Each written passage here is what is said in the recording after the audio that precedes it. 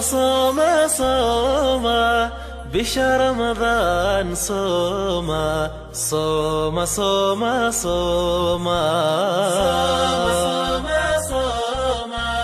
بشهر رمضان صوم صوم صوم صوم.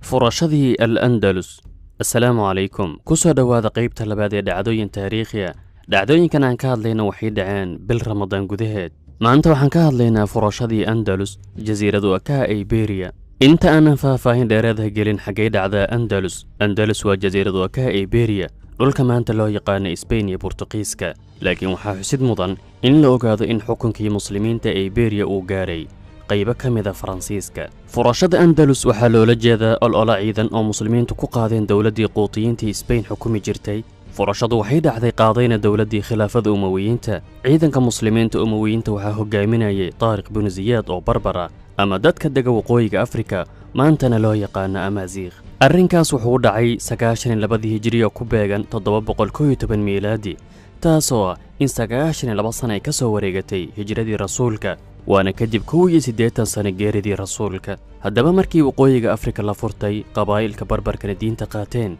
waxaa laga maarmaan noqotay in la rido nidaamkii dulmiga badnaa ee ka talinayay dhulka Spain. ciidanka khilaafada Umayyiinta ee waqooyiga Afrika waxaa hoggaan sare looga dhigay Taariq bin Ziyaad oo ka mid ah qabaa'ilka barbarka ee dega dhulkaas. Taariq bin Ziyaad wuxuu diyaariyay ciidankiisa oo barbar u badan, wuxuuna degay deegaanka loo yaqaan Jabal Taariq oo ah buur dhacda dhexda badda. maanta waxaa loo yaqaanaa Gibraltar, waana dowlad xubinka ah midowga Yurub, laakiin huwan magac hogaamiye muslima inkastoo taajka Ingiriiska raacsan tahay,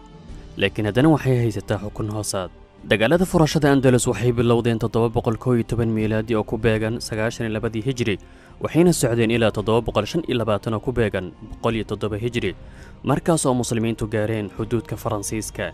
15 sano ayaa la isruugayay, waxaana dhulka la dhigay boqortooyooyin badan oo masiixi ah, waana qayb yar oo ka mid ah taariikhda dagaalada Andalus. markii ay dowladii Umayyiintu dhammaystirtay furashada waqooyiga Afrika, qabaa'ilka barbarkana diinta Islaamka qaateen, waxaa laga maarmaan noqotay in daanta kale ee badda loo gudbo, waa dhinaca Spain si diinta loo faafiyo, iyo dhiirigelin ka yimaaday kooxo badan oo Nasaara iyo Yuhuud isugu jira oo diidanaa nidaamkii ka jiray Spain iyo Iberia oo dulmi iyo fasaad caan ku ahaa. kooxo badan ayaa dhulka muslimiinta ee waqooyiga Afrika imaaday ayagoo leh waad qabsan kartaan dhulkaas, dulmigana ka qaada dadka ku nool. qabaa'ilka barbarka ee Islaamay waxay ahaayeen dagaalyahano libaax la hardamo, waxayna aad ugu farxasanayeen in ay jihaad galaan dhulka muslimiintana dhinaca Yurub u ballaariyaan. waxaa xusid mudan in Muusa bin Nusayr uu ahaa waaliga ama ninka dowladii khilaafada Umayyiinta u qaabilsan waqooyiga Afrika. haddaba markii la tilmaamayo furashada Andalus, waxaa farta lagu fiiqaa laba nin, Taariq bin Ziyaad oo Barbara iyo Muusa bin Nusayr oo Carab ah, laakiin tawxiidka iyo islaamnimadu walaalaysay. Muusa bin Nusayr iyo Taariq bin Ziyaad waxay si buuxda u dejiyeen khidadii lagu bilaabi lahaa dagaalkaas aadka u adag oo ah gud mugdiya oo aadan ogeyn wax kaaga soo bixi doona. kadib la tashiga khaliifkii muslimiinta Waliid bin Cabdilmalik, nin lagu magacaabo Tariif oo hogaamiye ciidana kuna sugnaa waqooyiga Afrika, ayaa loo diray si sirdoon ahaan asagoo wata 400 nin iyo 4 doomood si bal loo ogaado xoogga iyo ciidanka dhinaca kale.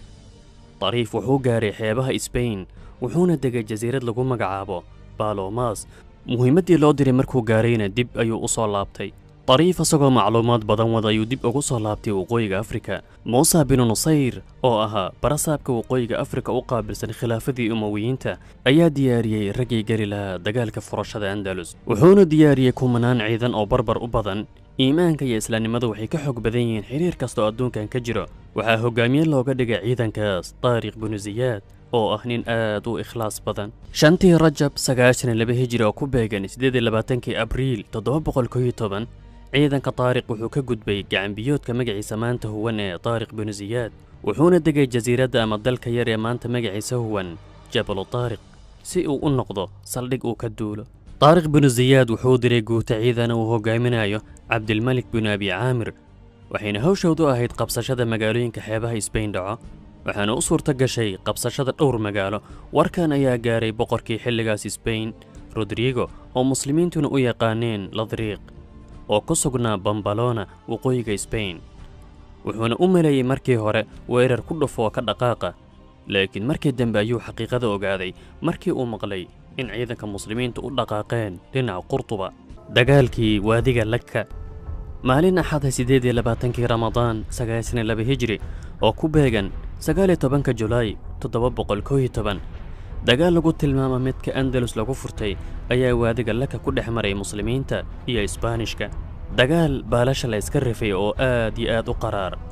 dagaal ragga taariq binu ziyaad ku baayacoodeen geeri ama guul ayaa daafaya gudaha waadiga laka ka dhacay natiijada dagaalku waxay ahayd in si xun loo ruugo ciidankii quutiyiinta isbayn waxaana loo geystay jab taariikhda galay dagaalkan laka waxaa lagu tilmaamaa inuu la mid yahay kii yarmuug ee dhulka shaam kii qaadisiya ee ciraaq kii nahaawanda ee dhulka faris dagaaladaas oo ahaa kuwii ay saxaabadu dhulka ku dhigeen boqortooyooyinkii faris iyo room guusha dagaalka laka muslimiinta aad ayay ugu farxeen meel kasta ay joogaan waxaana bilowday in dad badan ku soo biiraan saaxooyinka dagaalka ee andalus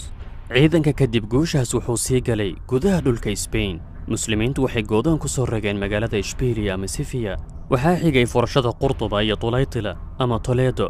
waxaa xigay sidoo kale qabsashada saragoza ama saragasta 711 waxaa la furtay magaalada khirnaata ama garanata 94 hijri oo ku beegan 713 waxaa sidoo kale la furtay ama muslimiintu galeen magaalada ishbiiliya sifiya kadib sanad furashada ishbiiliya waxaa la furtay valencia ama valencia 714 miilaadi waxaa xigay malaga almeria iyo dhammaan magaalooyinka isbayn markii laga reebay magaalooyinka catalonia oo ilaalo ka helayay byzantiyiinta iyo faransiiska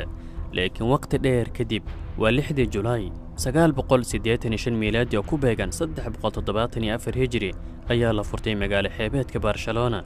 waxaana furtay almansuur bin abi caamir muslimiintu xadaarad aanan horey yurub looga arag ayay ka dhiseen isbayn boqorrada yurub ciyaalkooda waxay waxbarasho ugu soo diri jireen dhulka andalus ee muslimiintu ka taliyaan qalcooyin iyo qusuur la yaable ayay dhiseen ilaa hadda isbayn balaayiin lacag ayaa ka soo gasho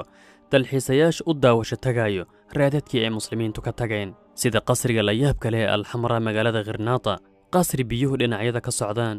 dhexdiisana ku yaalaan libaaxyo afka biyo ka tufaayo waxaa kaloo ka mid ah suruuxda la yaabka leh muslimiintu ka dhiseen masjidka weyn ee qurtuba oo malaayiin dalxiisayaal aadaan wakhtigan intaas ayaan ku joojinaynaa waxaan rajaynayaa in aan mar sii wadi doonno qisada iyo taariikhda andalus